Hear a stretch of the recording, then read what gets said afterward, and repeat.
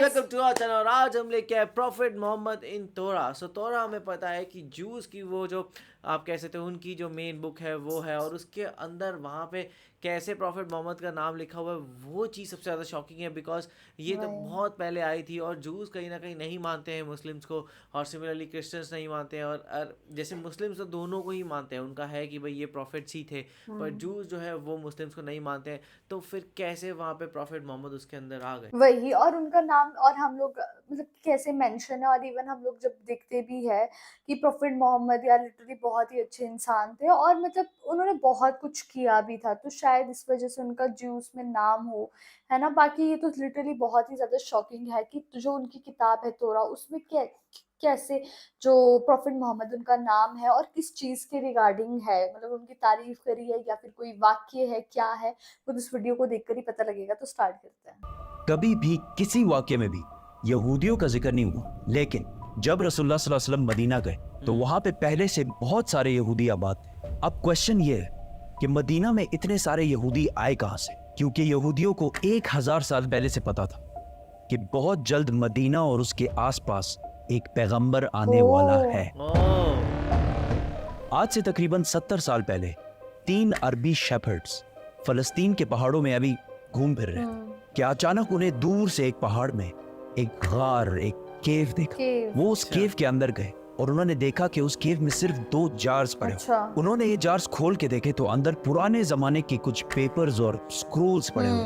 उन्होंने सोचा पता नहीं कोई चीज होगी बस, तो उन्होंने बाजार जाकर थोड़े पैसों के बदले इनको बेच दिया। वहां से ये स्क्रोल्स किसी तरह अमेरिका के एक साइंटिस्ट के हाथ लगे, जिसको डायरेक्ट पता लग गया कि ये यहूदियों की आसमानी किताब तौरात है, लेकिन ये किसी अजीब से स्टाइल से लिखी हुई और आज के जमाने के सारे तौरात से मुख्तलिफ थी।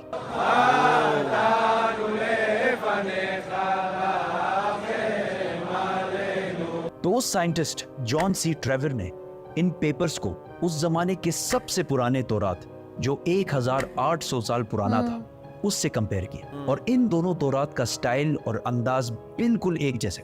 जिस कागज पर यह तौरात लिखी हुई थी, उस साइंटिस्ट ने उसकी कार्बन डेटिंग कराई कि ज्यादा से ज्यादा ये कितने पुराने जमाने के हो सकते। तो पता चला कि ये एटलीस्ट 2200 साल पुराना कागज जिस पर ये तौरात लिखी हुई है। Which means कि ये तौरात जो फलस्तीन के एक गार में एक आम से अरबी शेफर्ड को मिले थे, ये दुनिया के सबसे पुराने तौरात में से एक है। इवन हजरत ईसा अलैहिस्सलाम के आने से भी पुराने का तौरात। Copies of the Bible that are 1,000 years older than any previously known copy of the Bible? ये कंप्लीट तौरात तो नहीं है, लेकिन तौरात के बहुत सारे पोर्शंस इसमें मौजूद हैं।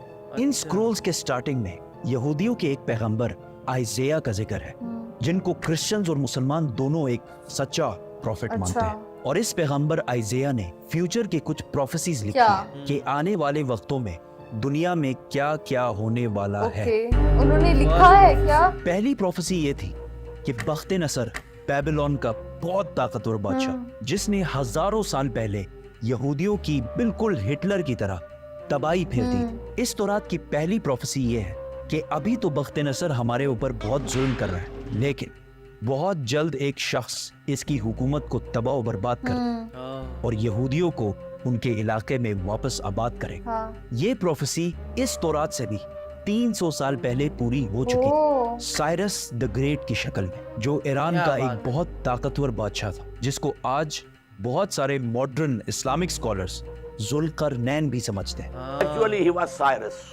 He was the king of Persia. ये भी एक बहुत इंटरेस्टिंग स्टोरी है, तो सब्सक्राइब। इस तौरात की दूसरी प्रोफेसी की वजह से यहूदी मदीना में आबाद इस दुनिया के सबसे पुराने तौरात प्रोफेसी कुछ ऐसे है। देखो मेरा गुलाम जिसे मैं कायम रखता हूँ, मैं अपनी रूह को इसमें डालूंगा और वो दुनिया में इंसाफ कायम करेगा, और जब तक वो जमीन पे इंसाफ कायम ना कर ले वो पीछे नहीं हटेगा और ना उसे कोई कुचल सकेगा, और मैं बुतों को अपनी तारीफ छीनने नहीं दूंगा। और जिन आबादियों में कैदार के लोग रहते हैं खुश हो जाएं।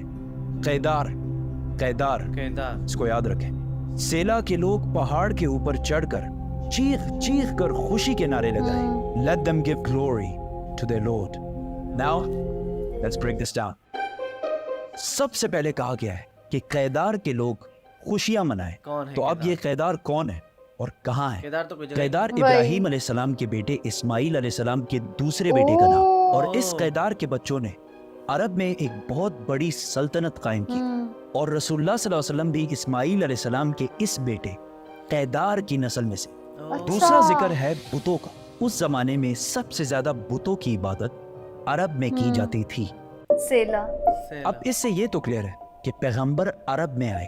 प्रॉफिट आइजिया ने तौरात में दूसरी प्रोफेसी ये की थी कि सेला के लोग पहाड़ पर चढ़कर जोर जोर से खुशी के नारे लगाए। ये सेला लफ्ज SELA आज भी तौरात में इसी तरह लिखा जाता है। अब ये सेला अरब में किधर है? This is very interesting. वही। मेरी बात ना माने, गूगल मैप्स तो सबके पास होता है। गूगल मैप्स पर लिखें सेला अरब और सर्च दबाएं, आप सीधा इस पहाड़ की लोकेशन पर पहुंचेंगे। ये पहाड़ आज भी मदीना में है। ओह। और सिर्फ मदीना में ही नहीं बल्कि मस्जिद नबी का सबसे नजदीक पहाड़ यही सेला पहाड़ है। बस मस्जिद नाम नबी से अलग-अलग ये है। पहाड़ सिर्फ 500 मीटर दूर है, किलोमीटर भी नहीं, 500 मीटर। मीटर।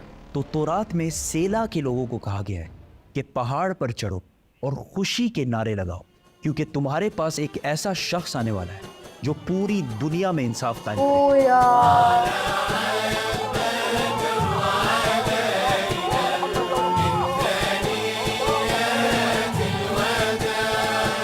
और ये सब कुछ तौरात में यहूदियों को पहले ही बता दिया था। यहूदियों को इस बात का पूरा अंदाजा था कि बहुत जल्द मदीना में एक पैगंबर आने वाला है। तो आहिस्ता आहिस्ता बहुत सारे यहूदी फलस्तीन से मदीना और इसके आसपास शिफ्ट होना शुरू हुए कि काश हम उस पैगंबर से मिल सके। वही।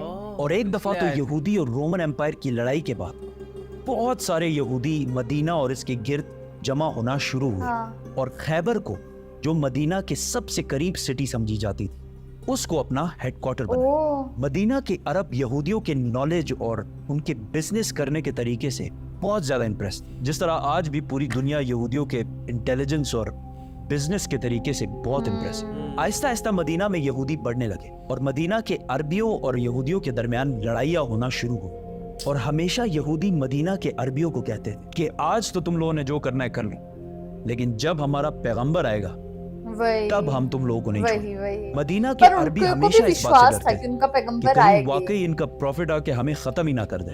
मदीना वालों को जनरेशंस एंड जनरेशंस तक ये बात बताई जा रही थी, जिसकी वजह से मदीना वालों को यकीन हो गया था कि बहुत जल्द एक वही, पैगंबर वही। आने वाला है।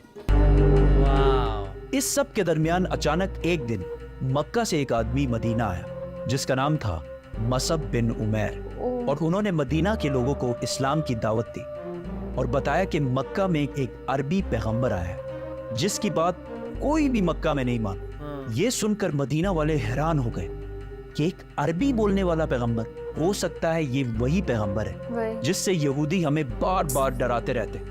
तो मदीना वालों ने डायरेक्ट दुनिया में सबसे पहले इस्लाम कबूल कर लिया। यहूदियों को जब इस बात का पता चला कि हमारा पैगंबर तो अरबियों में आ गया, तो उन्होंने साफ डिनाई कर दी कि ये वो पैगंबर है ही नहीं। ओह। लेकिन फिर भी कुछ यहूदियों ने इस्लाम कबूल भी किया और इस्लाम के लिए जान भी दी। और तौरात में मोहम्मद सल्लल्लाहु अलैहि वसल्लम के बारे में जो पहले से कहा गया था, ये भी यहूदी जो मुसलमान हो गए थे, ये भी उन्हीं यहूदियों ने डिस्कवर किया था। इसीलिए हजरत सलमान फारसी को भी एक क्रिश्चियन प्रीस्ट ने मदीना ही भेजा था कि वहां एक पैगंबर आने वाला है। यहूदियों ने इस सब को डिनाई कर दिया कि ये वो पैगंबर है ही नहीं। और सिर्फ इनको पैगंबर मानने से इनकार नहीं किया, बल्कि रसूलुल्लाह सल्लल्लाहु अलैहि वसल्लम के खिलाफ हर तरह की साजिश भी की। लेकिन यहूदियों की ताकत खैबर की जंग के बाद पूरे अरब में हमेशा के लिए खत्म वो कर तो दी। होनी थी। और वो सारा माल जो यहूदियों ने हंड्रेड्स ऑफ इयर्स में जमा किया था, सारा मुसलमानों को मिल गया। और मक्का वालों को भी पता चल गया कि खैबर के बाद अगली बारी मक्का वालों की है। वाह यार, बहुत ही इंटरेस्टिंग वीडियो थी। लेकिन मेरे को सबसे ज्यादा शॉकिंग ये चीज थी कि सोचो, नाम ही बस अलग अलग है, बाकी चीजें सेम चीज है। जो वहां पे जो वो किताब है और जो इसकी उसमें जो मेंशन है माउंटेन का नाम, वो सेम मदीना की है और उससे थोड़ा 500 किलोमीटर दूर नहीं, कुछ नहीं, बस 500 मीटर दूर है। फिर उसमें बोला गया कि तुम्हारे लिए एक ऐसा आदमी आएगा जो जो बुराई को खत्म करेगा, और वैसे ही प्रोफेट मोहम्मद आए। लेकिन जब उसमें वो आए तो वो लोगों ने, यहूदियों ने उस चीज पे मानना ही बंद कर दिया, क्योंकि वो मुस्लिम्स थे इसलिए उसको मानना ही बंद कर दिया। तो और फिर उनको सिर्फ मानना ही बंद नहीं करा, बल्कि उनके लिए मतलब कि बहुत सारी चालाकियां भी चली। तो यार लिटरली ये चीज बहुत ज्यादा शॉकिंग थी कि कैसे वो कागज था, वो 2200 साल पहले का था, और वो वहां पे पहले से ही मेंशन था कि ये चीजें होने वाली है, तुम्हारे ऐसे से करके प्रॉफिट आने वाला है। लेकिन उनकी बेवकूफी की वजह से वो उन्होंने उनके अगेंस्ट ही गए, ना कि उनको सपोर्ट किया। और देखा जाए तो काफ़ी सारी चीज़ें अब सिमिलर हो रही थी, तो फिर वो मानना बनता भी था। बट तब ऐसा था कि वो प्रूव शायद ना कर पाए हो, बिकॉज जैसे बता रहे कि वो वाली जो तौरात थी उसको तो छुपा दिया गया था और कहीं ये केव में जाके मिली है, और वो भी इतने साल बाद भी। लेकिन ये था कि वो रिस्टोर हो पाए और बच पाई है, वो बहुत बड़ी बात है। और तब तक अब जाके लोगों को समझ आ रहा है कि अच्छा उस टाइम पे क्या एक्चुअल मीनिंग था। तो क्या कहना आपका इस बारे में, आप हमें कमेंट सेक्शन में ज़रूर बताएगा। तो इसे लाइक करते जाइए, कमेंट करते जाइए, शेयर करते और जाइए, और सब्सक्राइब करते जाइए। बाय। बाय।